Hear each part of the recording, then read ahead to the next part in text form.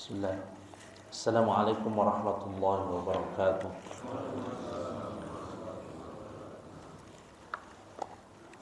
Innal hamdalillah nahmaduhu wa nasta'inuhu wa nastaghfiruh wa na'udzu billahi min shururi anfusina wa sayyiati a'malina. Man yahdihillahu fala mudilla lahu wa man yudlilhu fala hadiya lahu. Ashhadu an la ilaha illallah wahdahu la syarika lah wa ashhadu anna Muhammadan abduhu wa rasuluh. Allahumma salli wa sallim wa barik ala habibina wa qudwatina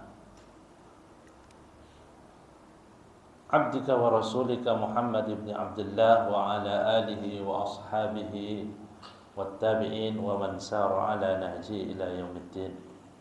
Ya ayyuhalladzina amanu taqullaha haqqa tuqatih wa la tamutunna illa wa antum muslimun. Amma ba'd. Ma'asyiral muslimin, para jamaah Masjid Nurul Ihsan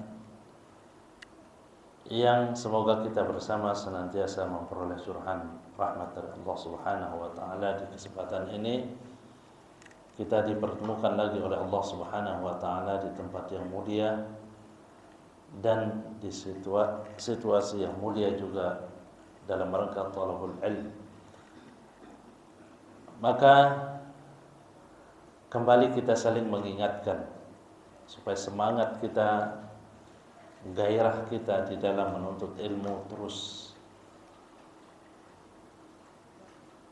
membara, bahasa ininya tidak menurun, tidak melemah. Karena Allah Subhanahu wa taala dengan tegas mengatakan di dalam surat Az-Zumar pada ayat yang ke-9, A'udzu billahi minasyaitonir rajim. Qul hal yastawil ladzina ya'lamuna wal ladzina la ya'lamun. Katakanlah wahai Muhammad kepada manusia, samakah orang-orang yang berilmu, mengetahui dengan orang yang tidak mengetahui atau orang-orang yang jahil? Apakah pertanyaan ini membutuhkan jawaban? Ya. Pertanyaan ini tidak membutuhkan jawaban. Sama seperti ketika seseorang ditanya, setelah orang itu menjelaskan panjang lebar tentang bahayanya rokok misalnya, sampai dengan dalil-dalil dari syariat, dari nas Al-Quran maupun Sunnah. Setelah itu di ujung mengatakan, samakah orang yang merokok dengan yang tidak merokok? Ya, karena sudah rinci dia menjelaskan, lalu mengatakan, aduh sekarang samakah orang yang merokok dengan yang tidak merokok? Ini yang disebut dengan istifham ingkari oleh para ahli usul, para ahli tafsir. Mengatakan ucapan Allah Subhanahu wa taala yang memerintahkan kepada Rasul untuk mengatakan, qul hal yastawil ladzina la ya'lamuna wal ladzina la ya'lamun. Katakanlah wahai Muhammad, samakah orang-orang yang berilmu, yang mengetahui dengan orang yang jahil? Itu maksudnya adalah penegasan, tidak akan pernah sama orang-orang yang berilmu dengan orang-orang yang jahil. Karena Allah mengatakan, yarfa'illahu alladhina amanu minkum walladzina utul ilma darajat. Allah Subhanahu wa taala akan mengangkat derajat orang-orang yang beriman di antara kalian dan orang-orang yang diberikan ilmu beberapa derajat. Abu Umamah Al-Bahili radhiyallahu anhu, seorang sahabat Rasulullah SAW, meriwayatkan, dzukira inda Rasulillah SAW rajulan, al-abid wal akhar al-alim. Disebutkan di hadapan Rasulullah SAW dua orang, dzukira inda Rasulillah SAW rajulan, dua orang laki-laki disebut oleh para sahabat. Yang pertama adalah al-abid, seorang ahli ibadah, rajin beribadah tapi tidak didasari oleh ilmu. Wal akhar al-alim, sedangkan yang keduanya adalah seorang yang alim. Maka ketika itu Rasulullah SAW mengatakan, ya, inna fadlal alim 'alal 'abid ka fadli 'ala adnakum.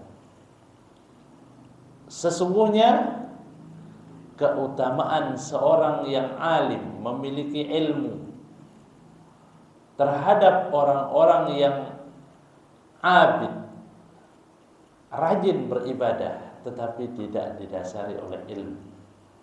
Ya.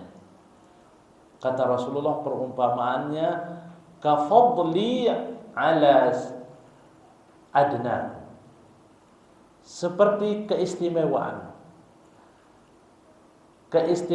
saya, kelebihan saya terhadap orang yang paling rendah di antara kalian. Hadis ini dikatakan hasan sahih oleh Imam At-Tirmizi. Juga Syekh Nasruddin Albani di dalam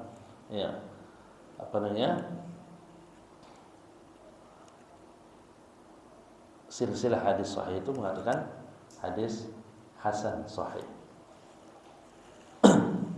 Jadi kata Rasulullah, sesungguhnya keutamaan seorang yang alim dibandingkan dengan seorang yang abid seperti keutamaanku, kata Rasulullah, terhadap orang-orang yang paling rendah di antara kalian. Menunjukkan keutamaan ilmu. Lalu Rasulullah mengatakan, fa innal malaikata wa ahlas samai wal ardi wan namlatu fi juhriha wal hut fil bahri yusalluna ala muallimin nasil khaira. Sesungguhnya para malaikat,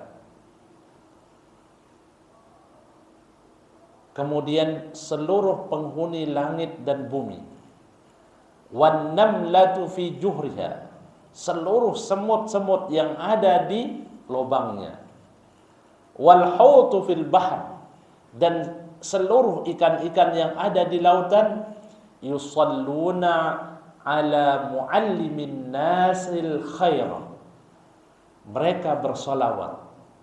Artinya di sini solawat dari para malaikat kepada manusia karena perintah Allah itu adalah doa.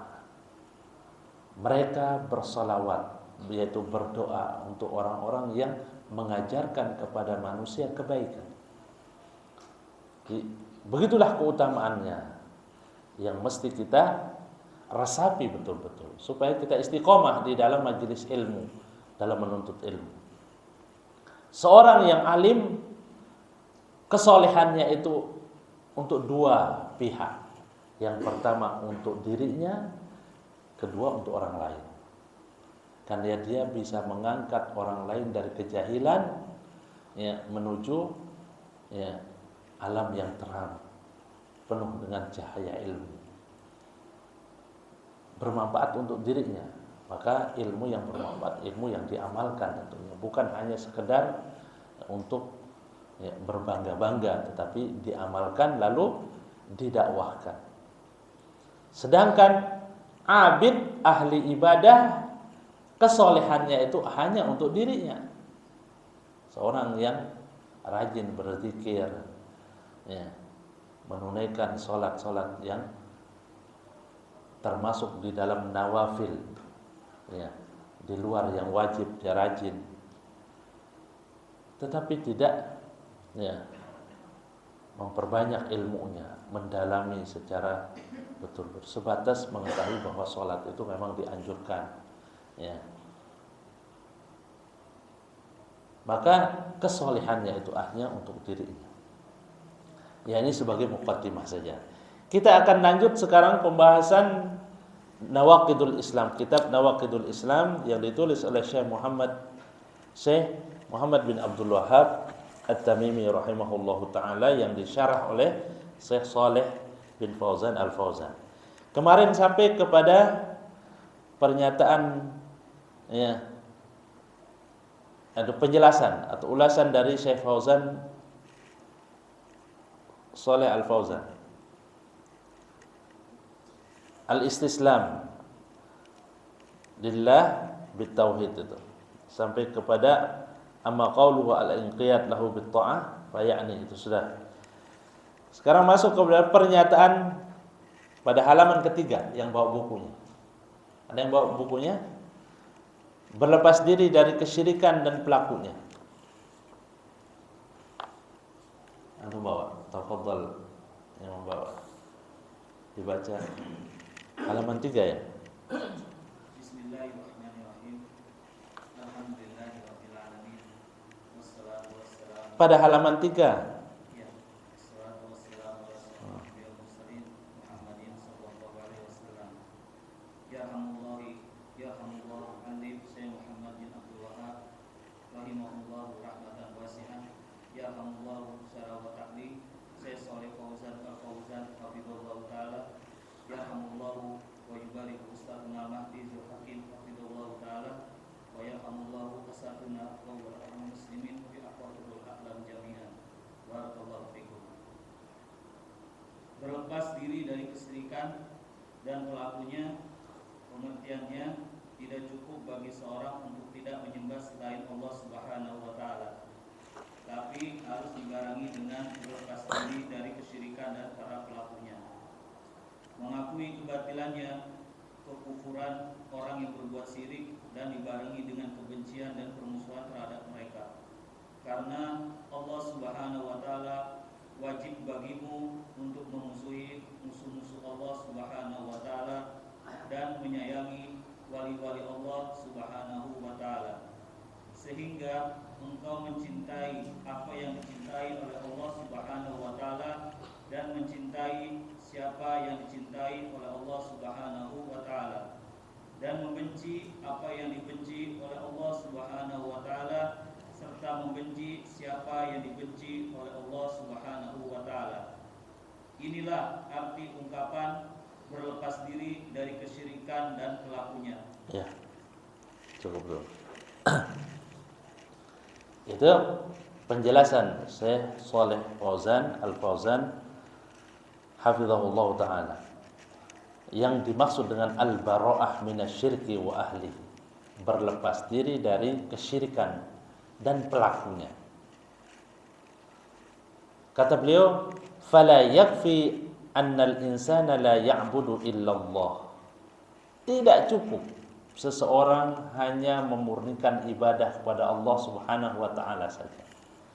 Ya. Karena ada sesuatu yang masih kurang, yang menjadi pelengkapnya. Ya.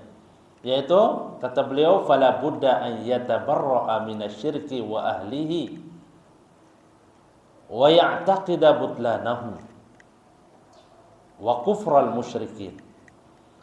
Maka tidak boleh tidak dia berlepas diri dari kesyirikan, wa ahlihi, dan pelakunya. Dan ini kita mesti ingat sebab turunnya surat Al-Kafirun.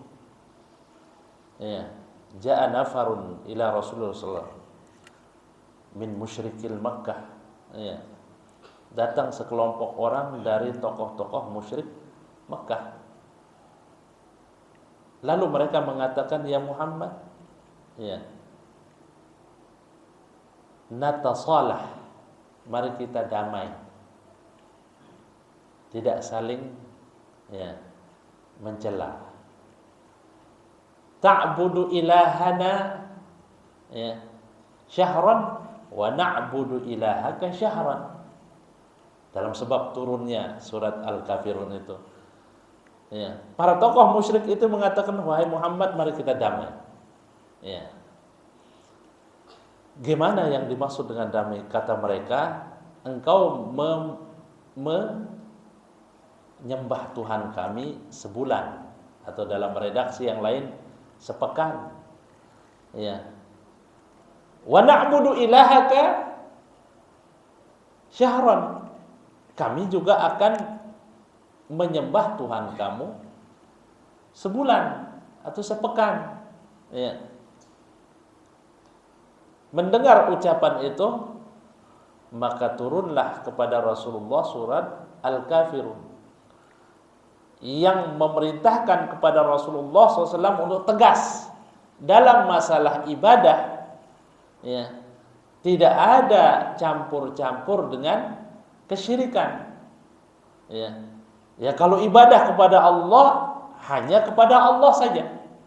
Ya.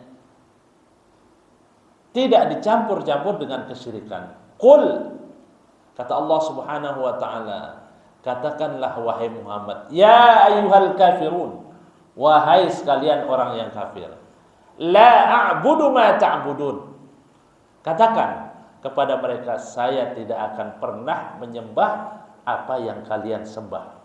Sekalipun sebulan, jangankan sebulan, sehari, sedetik pun tidak akan, ya, tidak akan aku persembahkan sekecil apapun ibadah itu kepada selain Allah Subhanahu wa taala. La a'budu ma ta'budun wa la antum 'abiduna ma a'bud. Kalian bukanlah penyembah apa yang kami sembah, sekalipun 1 bulan menyembah. Ya. Tetapi masih ada kesyirikan di dalam hati. Ya. Tidak termasuk tauhid yang benar, yang sempurna. Ya.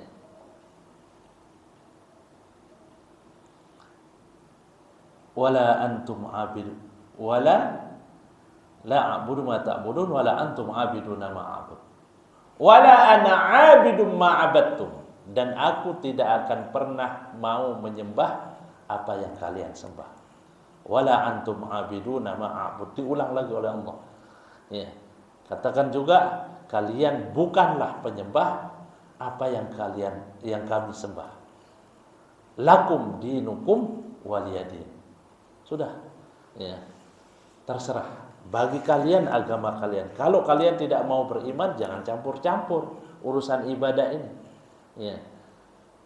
Bagi kalian, ya, urusan agama kalian.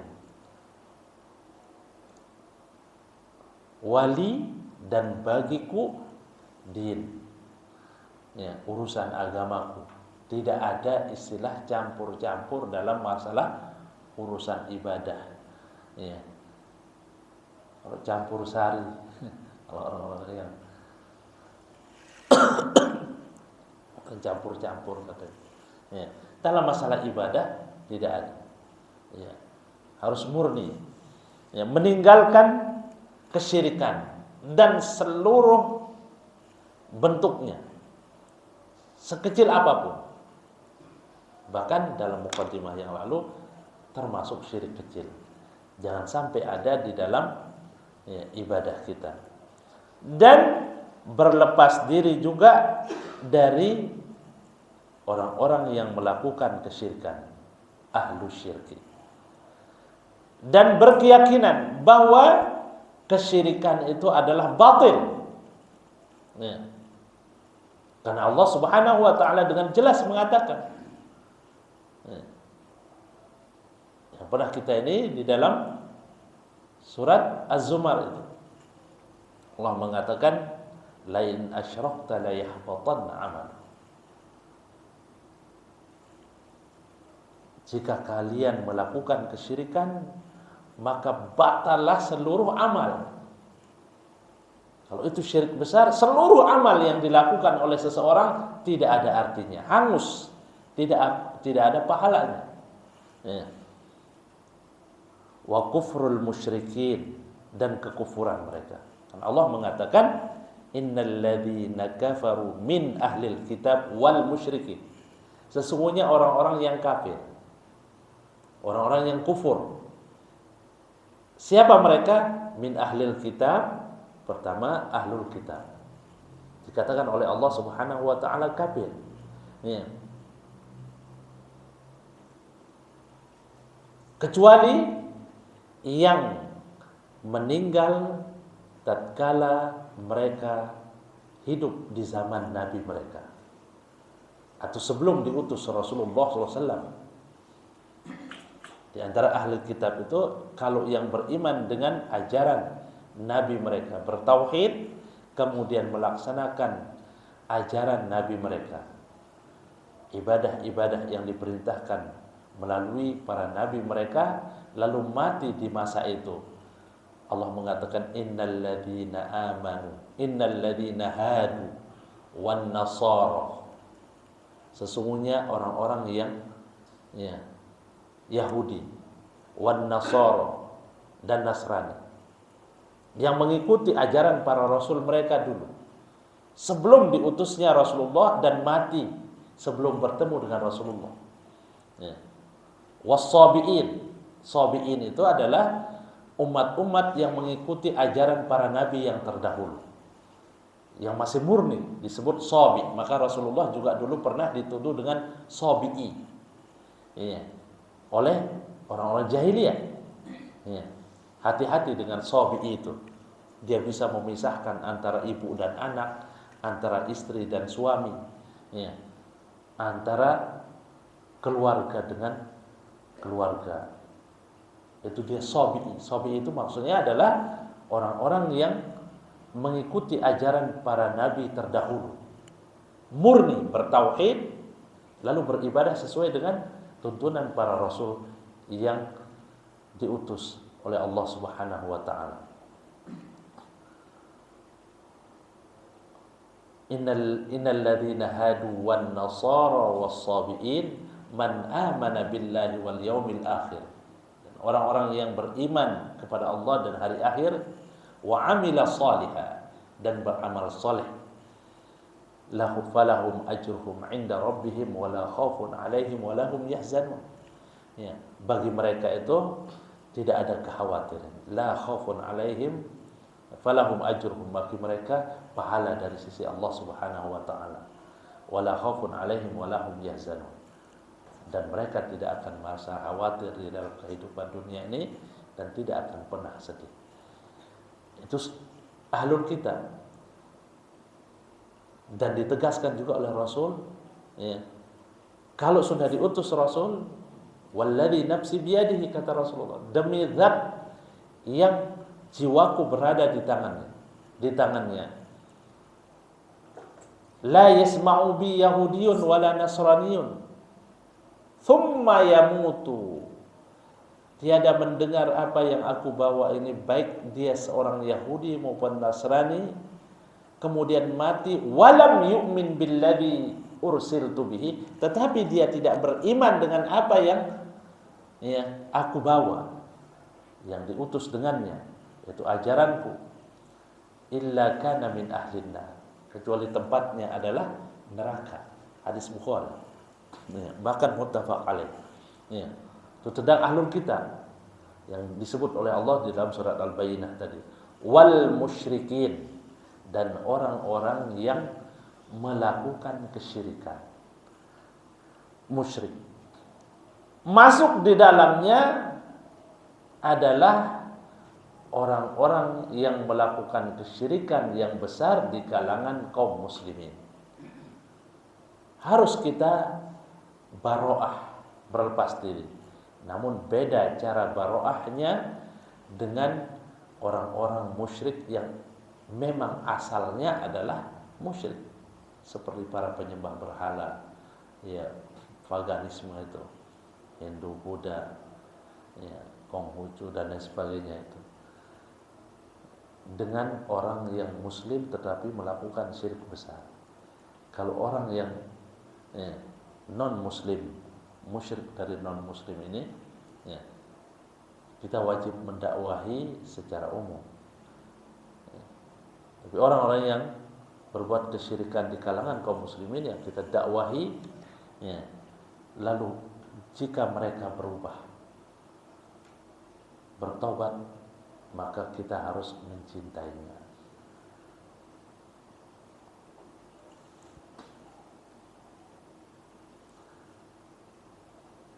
Wa an yubghidahum wa yu'adihim fillah. Lalu sikap yang harus ada bagi seseorang yang bertauhid ya, adalah membenci orang-orang yang ya, menyekutukan Allah Subhanahu wa taala. Wa yu'adihim, dan memusuhi mereka karena mereka adalah musuh-musuh Allah Subhanahu wa taala. Lalu dijelaskan oleh beliau, yajibu alaika an tu'adi a'da Allah. Kewajiban atasmu untuk memusuhi orang-orang yang memusuhi Allah Subhanahu wa taala. Wa an tuhibba awliya Allah, dan mencintai para kekasih Allah Subhanahu wa taala yang mencintai Allah, yaitu orang-orang yang beriman. Wa tuhibbu ma yuhibbuhu Allah wa man yuhibbuhu Allah, dan mencintai apa yang dicintai oleh Allah Subhanahu wa taala. Ini berupa ya, keimanan, keislaman, perbuatan-perbuatan yang baik yang Allah Subhanahu wa taala cintai, kita harus mencintai juga. Wa man yuhibbullah, dan orang yang mencintai Allah. Wa tubghidu ma yubghiduhu Allah wa man yubghiduhu Allah. Demikian juga kewajiban kita untuk membenci sesuatu, ma di sini yang tidak berakal, sesuatu yang dibenci oleh Allah Subhanahu wa taala, baik itu berupa perbuatan, i'tiqad ya, maupun ucapan-ucapan yang dibenci oleh Allah Subhanahu wa taala. Ya. Dan siapa yang membenci apa yang dibenci, siapa yang dibenci oleh Allah Subhanahu wa taala, yaitu pelaku kesyirikan, kekufuran. Itulah makna al-bara'atu minasyirk yang dimaksud oleh penulis. Ya. Kama tabarra'a Ibrahim alaihissalam alladzi walladzina ma'ahu minal musyrikin. Sebagaimana Ibrahim alaihissalam berlepas diri, membenci juga, memusuhi orang-orang yang memusuhi Allah Subhanahu wa taala, sebagaimana yang Allah Subhanahu wa taala sebutkan di dalam surat Al-Mumtahanah. Ya, dibaca tafadhal akhi dari surat Al-Mumtahanah itu. Qad kanat lakum. A'udzu billahi minasyaitonir rajim. Qad kanat lakum uswatun hasanah fi Ibrahim walladzina ma'ah id qalu liqaumihim inna bura'u minkum wa mimma ta'buduna min dunillah. Sesungguhnya telah ada suri tauladan yang baik bagimu pada Ibrahim alaihissalam dan orang-orang yang bersama dengan dia, ketika mereka berkata kepada kaum mereka, sesungguhnya kami berlepas diri daripada kamu dan daripada apa yang kamu sembah selain Allah Subhanahu wa taala. Al-Mumtahanah ayat 4. Ya. Lanjut. Maka berlepas dirilah kalian dari mereka dan sembahan-sembahannya mereka. Inna bura'u minkum wa mimma ta'buduna min dunillahi kafarna bikum wa bada bainana wa bainakum al-adawatu wal baghdha'u abadan hatta tu'minu billahi wahdah. Sesungguhnya kami berlepas diri daripada kamu dan dari apa yang kamu sembah selain Allah Subhanahu wa taala.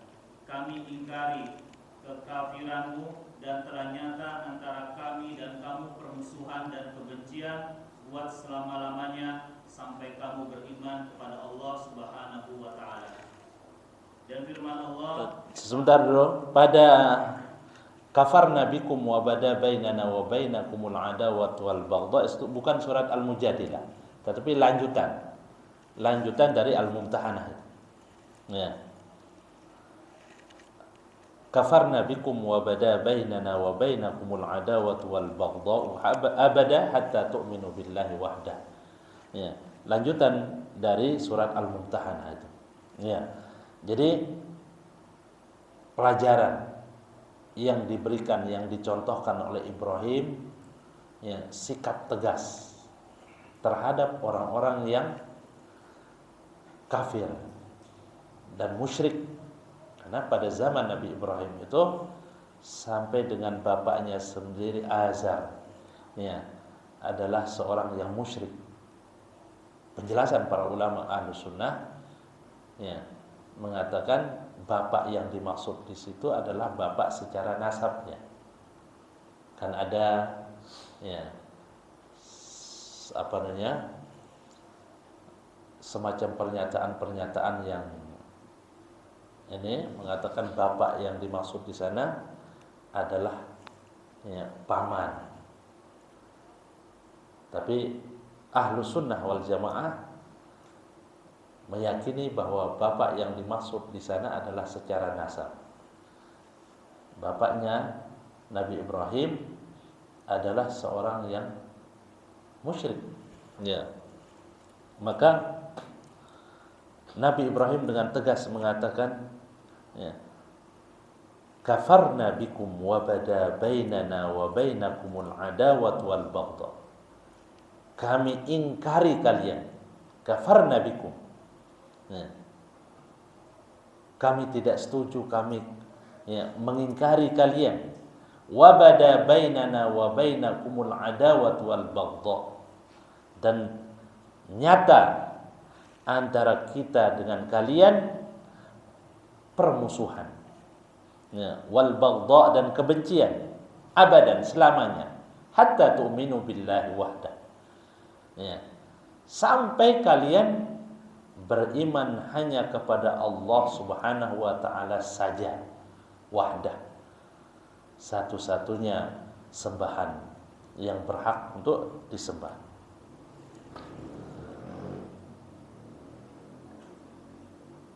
Di saat itu di dalam surat Al-Mumtahanah juga disebutkan illa qaula Ibrahim li abihi la astaghfiranna lah. Ya, perkecualian katanya ucapannya Ibrahim kepada bapaknya, saya akan berusaha memohon ampun. Tapi akhirnya ucapan ini, ya, ditegur oleh Allah Subhanahu wa taala di dalam surat At-Taubah.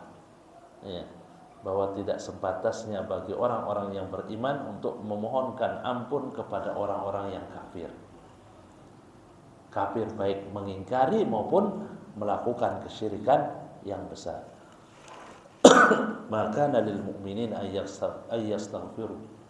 Ya. Dan seterusnya dalam surat At-Taubah itu.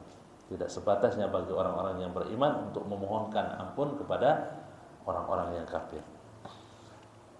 Ya. Itu sebelum turun ayat itu. Setelah itu, ya, Nabi Ibrahim bertobat kepada Allah Subhanahu wa taala. Di dalam surat Al-Mujadilah, ya, Allah mengatakan, ya, la tajidu qauman yu'minuna billahi wal yawmil akhir yuwadduna man haddallah wa rasulah. Tidak akan engkau dapatkan, wahai Muhammad, kaum, sekelompok orang yang beriman kepada Allah Subhanahu wa taala dan hari akhir, ya, berkasih sayang, yuwadun, ya, berkasih sayang dengan orang-orang yang memusuhi Allah Subhanahu wa taala dan Rasulnya. Walau kanu aba'ahum, sekalipun mereka itu adalah bapak-bapak mereka. Au abna'ahum, atau mereka yang melakukan itu adalah anak-anaknya. Au ikhwanahum, atau saudara mereka. Au asyiratahum, atau kerabat dekatnya. Mereka tetap tegas terhadap orang-orang yang melakukan kesyirikan itu atau kekufuran. Kita barok, ya, berlepas diri. Dan itu harus bagian dari tauhid. Lalu dibaca ayat yang ada di dalam surat At-Taubah ayat 23.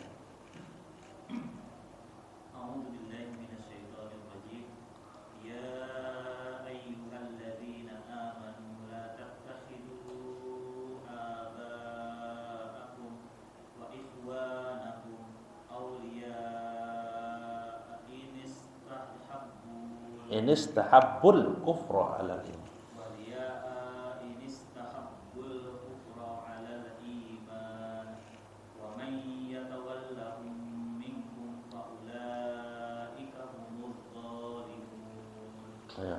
Hai orang-orang beriman, janganlah kamu jadikan bapak-bapak dan saudara-saudaramu menjadi walimu, jika mereka lebih mengutamakan kekafiran atas keimanan, dan siapa di antara kamu yang menjadikan mereka wali, maka mereka itulah orang-orang yang zalim. At-Taubah 23. Ya. Menurut sebagian ulama, di antara sebab turunnya ayat ini adalah kisah sahabat Sa'ad bin Abi Waqqas radhiyallahu anhu, yang dimana Sa'ad bin Abi Waqqas mengikuti ajaran Rasulullah SAW, mendapatkan hidayah lalu mengikuti ajaran Rasulullah SAW. Maka berita itu sampai ke telinga ibunya. Ibunya langsung mengancam, memanggil anaknya, wahai Sa'ad, benarkah kamu mengikuti ajarannya Muhammad? Kata Sa'ad dengan tegas, iya. Kalau begitu, ya, kata ibunya, saya tidak akan makan. Ya. Biarkan saya mati karena tidak makan, karena kamu mengikuti. Kalau kamu terus-menerus mengikuti ajaran Muhammad. Maka ternyata ibunya Sa'ad itu bin Abi Waqqas radhiyallahu anhu tidak main-main. Benar-benar melakukan mogok makan.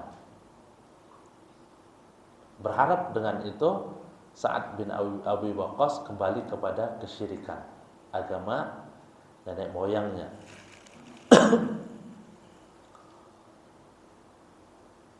Dilihat oleh Sa'ad, ternyata ibunya serius sampai lemas. Kata Sa'ad, wahai ibunda, makanlah, jangan menyiksa diri. Kata ibunya, biarkan, supaya kamu menjadi legenda di tengah-tengah orang Arab bahwa kamu adalah anak yang durhaka, membiarkan ibunya mati kelaparan. Terus akhirnya serius. Tadinya masih bisa bicara, lemas. Ucapannya sudah nyaris tidak terdengar. Maka Sa'ad bin Abi Waqqas berkata dengan tegas. Ini menunjukkan ketegasan seseorang walaupun terhadap orang tua yang mengancam untuk berbuat kesyirikan. Kata Sa'ad bin Abi Waqqas, ya ummah, wahai ibunda, jika Allah Subhanahu wa ta'ala, sekiranya Allah Subhanahu wa ta'ala memberikan kepada anda, wahai ibu, nyawa 1000, jangankan 1, nyawa 1000 lalu keluar satu persatu sampai nyawa yang ke-1000, saya tidak akan pernah mundur dari agamanya Muhammad sallallahu alaihi wasallam. Kata Sa'ad, terserah ibu sekarang mau makan atau tidak. Tidak dijelaskan dalam riwayat itu ujungnya. Yang jelas seperti itu. Dan akhirnya turun juga firman Allah Subhanahu wa taala yang ada di dalam surat Luqman. Wa in jahadaka 'ala an tusyrika bima laysa laka bihi 'ilm fala tuti'huma wa shahibhuma fid dunya ma'rufa. Jika kedua orang tua kamu itu memaksa kamu untuk melakukan kesyirikan, maka janganlah kamu mengikutinya. Wasahibhuma fid dunya ma'rufa, tapi diperbolehkan menemani mereka ya, di dunia ini secara baik.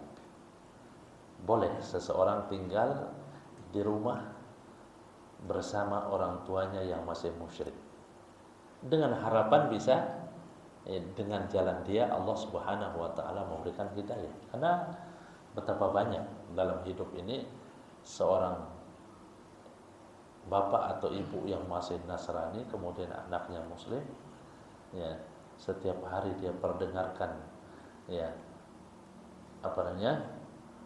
firman Allah Al-Qur'an, lalu dia memberikan nasihat secara lembut, akhirnya ya, ibu atau bapaknya itu masuk Islam.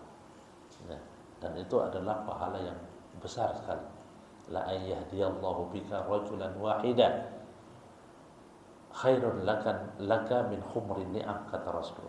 Seandainya ada seseorang yang memperoleh hidayah melalui tanganmu, yaitu dengan dakwah yang kamu sampaikan secara lembut, ya, bimbingan yang secara baik, hanya ada orang yang mendapatkan hidayah menjadi soleh, itu adalah harta yang lebih berharga daripada humrun ni'am, unta merah yang bagus. Ya, itu dulu adalah gambaran ya, kemewahan, yang sekarang itu ya, mobil-mobil sekelas Ferrari dan lain-lain, ya, itu tetap lebih baik gitu. Maka Sa'ad bin Abi Waqqas dalam riwayat lain mengatakan bahwa akhirnya mengajak ibunya, tapi saya tidak memastikan bahwa itu sahih atau tidak. Ya, saya mengatakan bisa mengajak ibunya masuk Islam.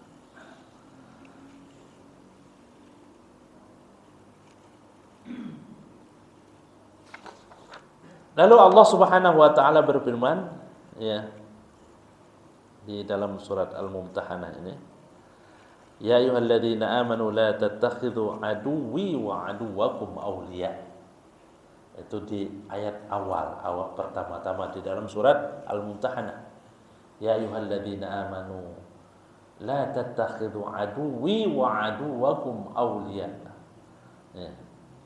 Wahai orang-orang yang beriman, janganlah kamu jadikan musuhku, aduwi, wa aduwakum, yang sekaligus juga musuh kalian, aulia, sebagai kekasih, teman yang kita jadikan tempat kita ya mengadu, curhat kalau bahasa sekarang ya, mengadukan ya, kesedihan, kegembiraan, jangan sampai. Itu artinya harus kita barok, berlepas diri. Hadza huwa tauhid, kata Syekh Muhammad kata Saleh Fauzan ya, inilah tauhid yang sebenarnya. Ketika seseorang itu memurnikan penyembahan kepada Allah Subhanahu wa taala dan berlepas diri dari kesyirikan dan pelaku kesyirikan. Alladzi amara Allah azza wa jalla bihi, yang Allah Subhanahu wa taala perintahkan, wa bi muwalati ahlihi wa amara bil bara'ah, yaitu dengan mencintai ya, Allah Subhanahu wa taala dan orang-orang yang mencintai Allah Subhanahu wa taala, dan memerintahkan untuk berlepas diri dari kesyirikan dan pelakunya. Li'annahu yunaqidut tauhid, karena perbuatan berlepas diri dari kesyirikan dan pelaku kesyirikan adalah lawan daripada tauhid. Ya.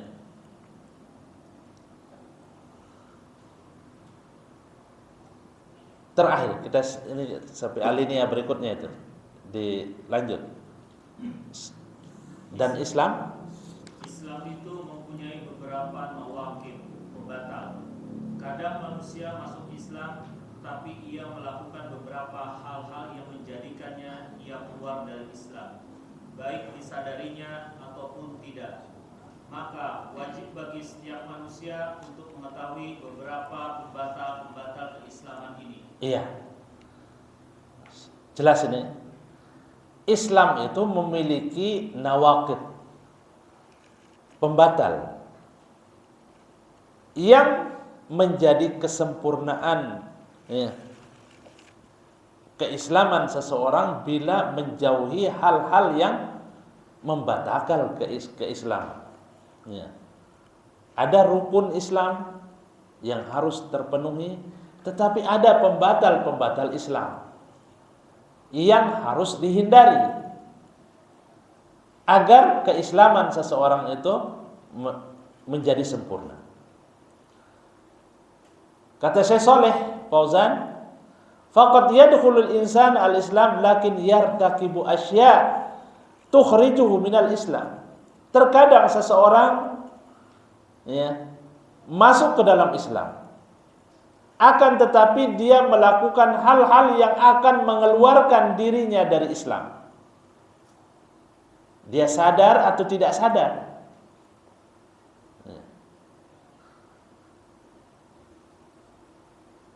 Maka ini harus diperhatikan betul-betul. Ketika seseorang meyakini dirinya sudah berusaha Islam secara benar, tetapi dia tidak menyadari ternyata dia sudah keluar dari Islam karena melakukan hal-hal yang membatalkan keislamannya. Maka wajib atas kita mengetahui apa pembatal-pembatal Islam. Beliau mengatakan secara ini di bawahnya, contoh kita di dalam berislam yang benar itu sebagaimana Ibrahim alaihi salam. Tentunya adalah juga Rasulullah Muhammad sallallahu alaihi wasallam. Beliau sangat khawatir terhadap dirinya dari kesyirikan.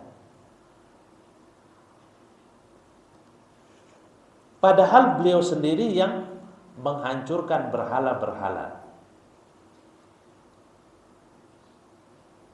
Tetapi tetap khawatir. Dalam doa Nabi Ibrahim yang tidak pernah merasa aman dari kesyirikan. Kata beliau di dalam Al-Quran, Allah Subhanahu wa ta'ala abadikan doa Nabi Ibrahim ini pada surat Ibrahim. Wajnubni wa baniya an na'budal asnam. Ya Allah, jauhkan aku dan keturunanku dari menyembah berhala, al-asnam. Rabbi innahunna adlalna katsiran minan nas. Sesungguhnya berhala-berhala itu sudah menyesatkan banyak manusia.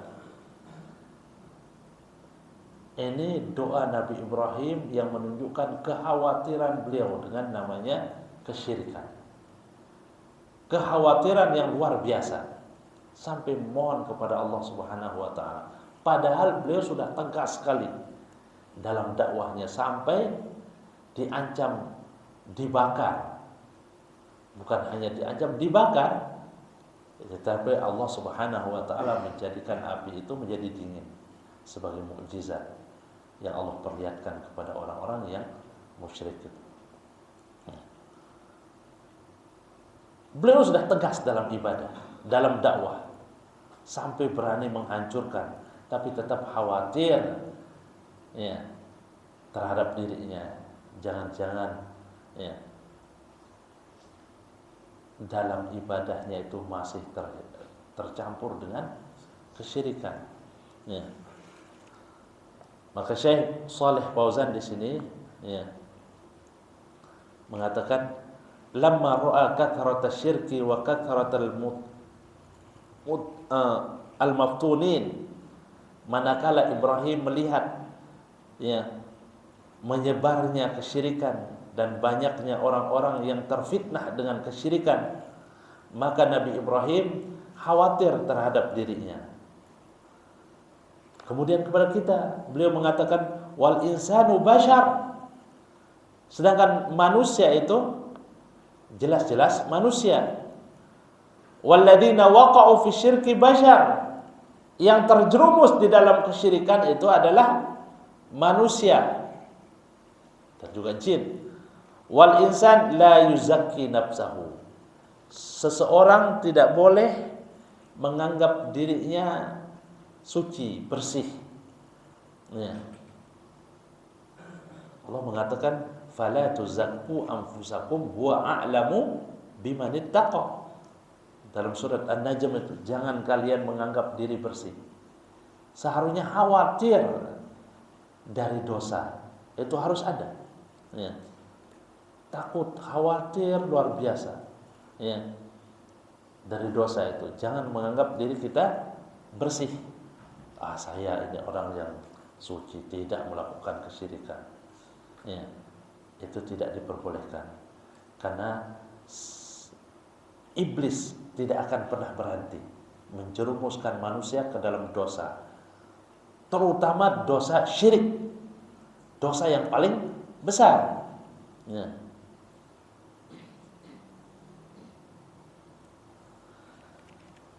Maka kita mencontoh pada Ibrahim, kata Syekh Saleh Fauzan. Ya.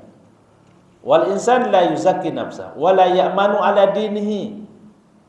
Tidak boleh merasa aman dalam agamanya. Bal alaihi al-khaufu ala dinihi. Bahkan dia harus banyak khawatir, ya, terhadap agamanya. Khawatir jangan-jangan dalam beribadah ini seperti melakukan ini hal-hal yang membatalkan. Ya. Bahkan harus lebih khawatir, ya, melebihi kekhawatirannya terhadap ancaman fisiknya, ya, dan hartanya. Seorang yang cerdas, seorang yang mukmin, yang berusaha, yang cerdas itu adalah berusaha khawatir terhadap agamanya, melebihi kekhawatirannya terhadap ancaman fisiknya, ancaman hartanya. Ya.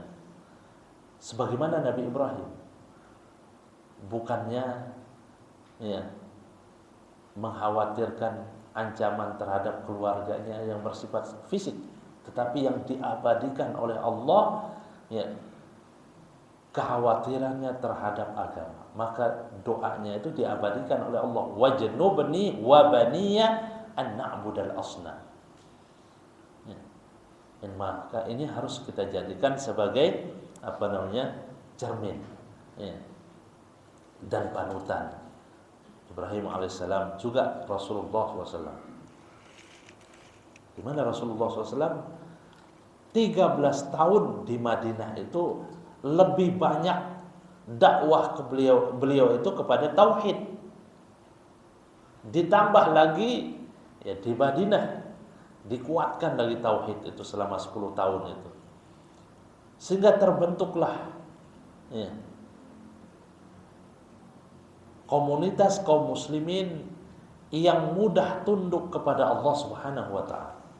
Ketika tauhid sudah murni, ya, kemudian tegas di dalam bersikap terhadap orang-orang yang memusuhi Allah dengan kemusyrikan, termasuk dengan kekufuran juga. Tegas menjadikan seseorang itu dimudahkan oleh Allah Subhanahu wa taala melakukan amal saleh. Ya, insyaallah nanti kita lanjutkan pada pertemuan yang akan datang. Wa hadzal mawdu' nawaqidul Islam.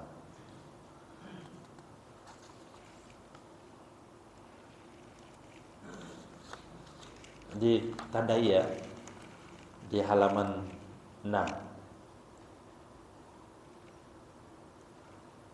Judul ini Nawaqidul Islam, ya, banyak diperhatikan oleh para ulama. Kita cukupkan sampai di sini. Kalau ada pertanyaan terkait dengan ini, fadhal, silakan.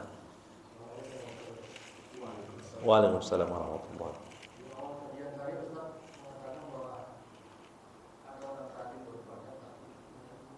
Ya.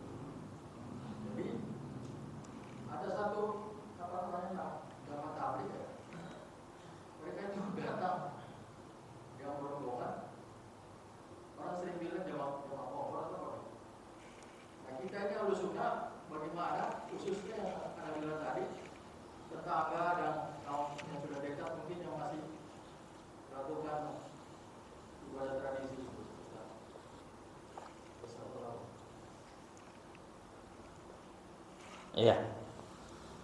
Yang saya pahami ya dari pertanyaan Bapak bahwa ya,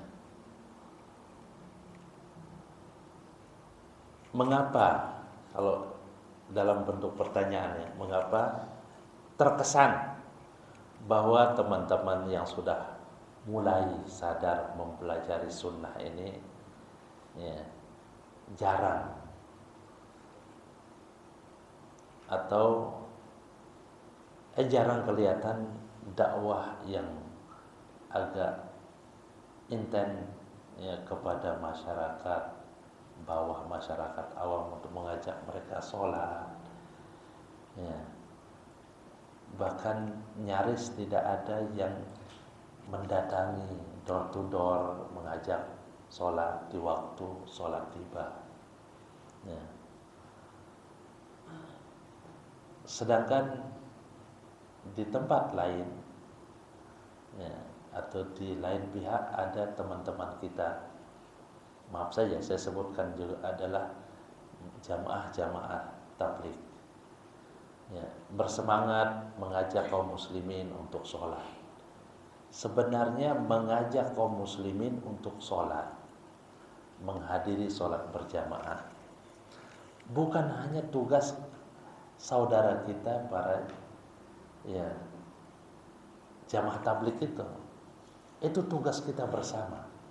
Tugas kita bersama mengajak sholat. Dan masyarakat awam itu tidak perlu dalil-dalil dari Al-Quran dan Sunnah, karena sudah maklum bid-daruri istilahnya. Sudah semua paham bahwa sholat 5 waktu itu wajib. Bahkan kepada menghadiri sholat jamaah itu pun, kalau kita sebutkan, mari Pak, kita sholat berjamaah di masjid di mana pahalanya luar biasa 27 derajat dibanding kita sholat sendiri ya. Maklum mereka tidak perlu kita ya, baca hadisnya juga.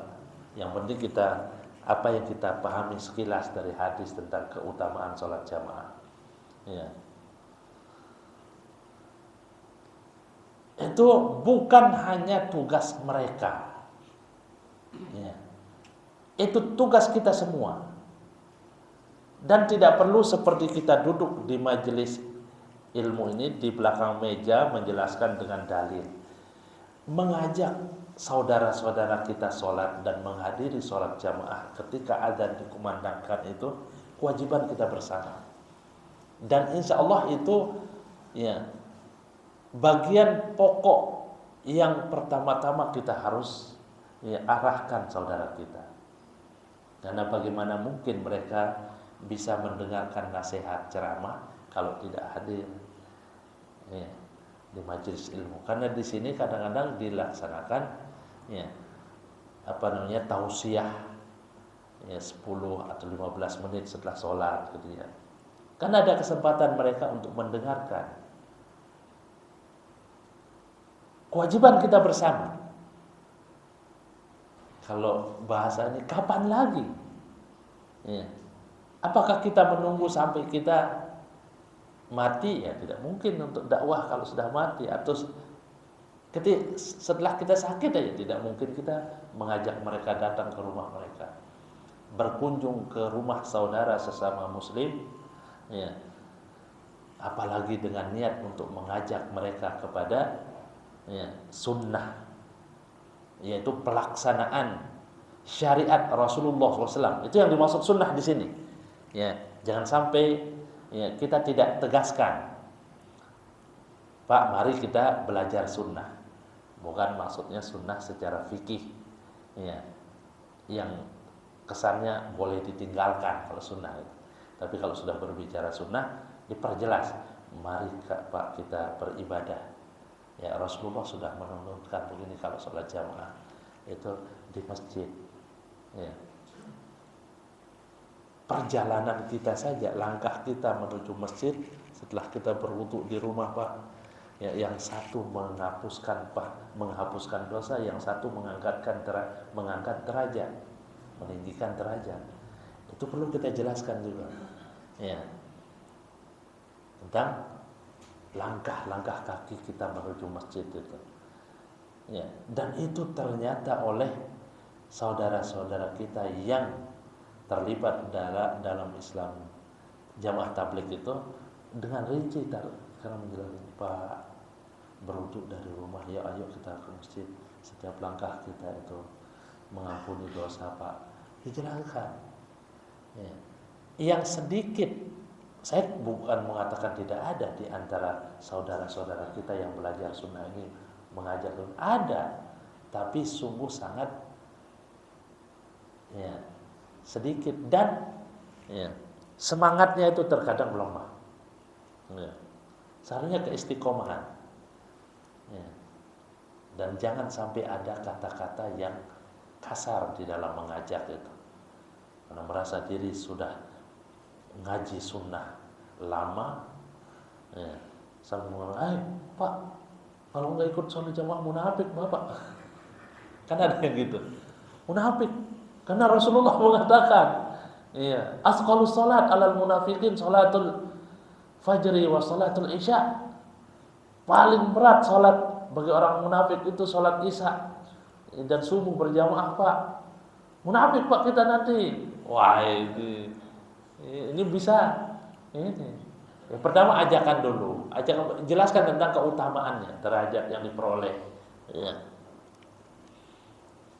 Nanti kalau sudah ini, kan ada ustadz yang menjelaskan dalil ini.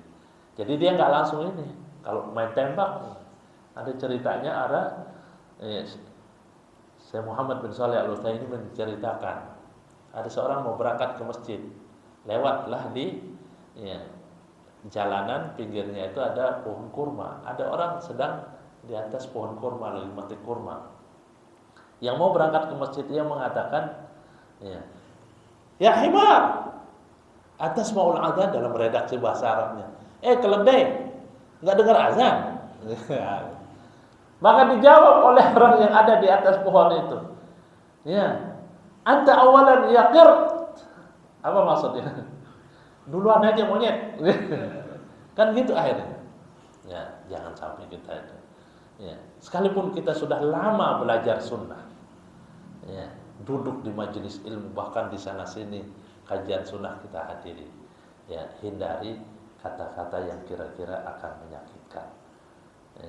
Sekalipun secara dalil memang benar, Pak, kan gitu. Nanti kita jadi munafik kalau nggak hadir, atau dimasuki oleh penyakit munafik. Ya, orang juga nanti kalau udah ini lagi emosi kebetulan, akhirnya ada yang jawab, lo juga pernah begini, lo kafir juga kali. Ya, itu memang apa yang diceritakan oleh Bapak tentang kondisi ada di masjid yang ini. Gimana caranya supaya mereka mau belajar sunnah? Ya, kita awali dengan dakwah-dakwah yang lembut itu, menjelaskan. Wa ma 'alaika illal balagh. Itu yang harus kita ini. Kewajibanmu hanya menyampaikan. Masalah hidayah taufik. Hidayah itu ada dua, Pak. Hidayah itu ada dua, ada hidayatul irsyad wa tilalah. Ya. Kewajiban kita untuk menjelaskan dan ya, al-bayan itu, menjelaskan dan membimbing. Ya. Masalah hidayah taufik, apakah dia mau berubah atau tidak, itu hanya Allah Subhanahu wa ta'ala yang punya hak. Orang mau mengikuti yang hak, yang ada dalilnya atau tidak, itu Allah lah yang menentukan. Kewajiban kita menyampaikan. Ya, kita tidak bisa ya, memaksa. Ya. Wa ma anta bijabbar, kata Allah di akhir surat Qaf. Wa ma anta alaihim bijabbar. Kamu tidak bisa memaksakan orang untuk masuk ya, ke agama Allah atau untuk mengikuti sunnah. Itu saja. Ya kita genjar terus dakwah ya, sesuai dengan kemampuan kita. Kalau yang bisa duduk menjelaskan dalil di forum-forum khutbah atau majelis ilmu, silakan. Kalau yang hanya memahami ya, garis besarnya, itulah yang disampaikan. Balighu anni walau ayat. Ya, itulah yang disampaikan. Dan dengan cara yang bijaksana. Wallahu a'lam bishawab. Karena ini berdampak langsung dengan anak bilang tadi itu, kira-kira 30 meter itu bisa sekali. Bagaimana mau mengawali satu persatu ini kawan kita atau tetangga? Kita mengawali kajian aja, rumah kira-kira gimana? Kalau dalam faktanya bapaklah yang lebih paham, ya, dalam kondisinya, ya. Dilihat orangnya. Kalau memang tidak mungkin diajak hadir di majelis seperti ini karena ya, sudah sampai ke telinga mereka itu pengajian ya, apa? Wahabi. Ya. Itu bagi orang-orang yang ya, sudah didoktrin Wahabi, didoktrin itu pemahaman Wahabi dan bapak nanti akan jadi teroris. Itu memang susah. Ya, pertama bapaklah yang mengajarkan. Ya, dalam berislam ini kita harus pakai ilmu. Ya, di situ dulu. Ya. Insya Allah apa yang bapak kuasai, yang apa yang bapak miliki ilmu sementara ini, itulah yang disampaikan dulu di sana. Ya. Dan Allah tidak menuntut kita harus semuanya harus ini. Ya, semampu kita, 1-2 orang yang bisa kita ajak, ya, itulah yang kita lakukan. Ya, fattaqullaha mastata'tum, la yukallifullahu nafsan illa wus'aha, sesuai dengan kemampuan. Ya. Supaya kita tidak nyesak, maaf bahasa saya. Ya, tatkala nggak ada orang yang mau belajar sunnah di lingkungan ini. Ya. Jadi dadak kita nyesek, hidup sendiri mau melaksanakan sunnah, tapi di sekitar kita ya nggak mau. Jangan kita nyesek. Ya, kita usaha dulu menyampaikan dengan cara yang bijaksana, dengan bahasa yang lembut. Ya. Karena Allah Subhanahu wa ta'ala melalui lisan Rasul mengatakan, ya, innar rifqa la yakunu fi syai'in illa zana, wala yunza'u fi syai'in illa an syai'in illa syana. Ini yang perlu kita ingat di dalam dakwah itu. Sesungguhnya kelembutan apabila ada pada sesuatu, baik itu sikap, ucapan, perilaku, Allah akan jadikan ya, di tempat itu pada orang yang kita ini akan menjadi indah dan mudah diterima kalau kita lembut. Wala yunza'u an syai'in illa syana. Tetapi kalau sudah tidak ada kelembutan, tidak ada hikmah, bijak di sana, maka ya, akan menjadikan berantakan. Orang itu tidak akan atau susah menerima. Ya, maka kelembutanlah utamakan. Sampaikan sunnah ini bagaimana kita melaksanakan syariat Rasul ini. Ya, harus berdasarkan ilmu. Ya. Seperti itu. Wallahu a'lam bishawab. Saya kira itu. Kita tutup. Wa sallallahu ala Muhammadin wa ala alihi wa ashabihi ajma'in. Subhanakallahumma wa bihamdika asyhadu an la ilaha illa anta astaghfiruka wa atubu ilaik. Assalamualaikum warahmatullahi wabarakatuh.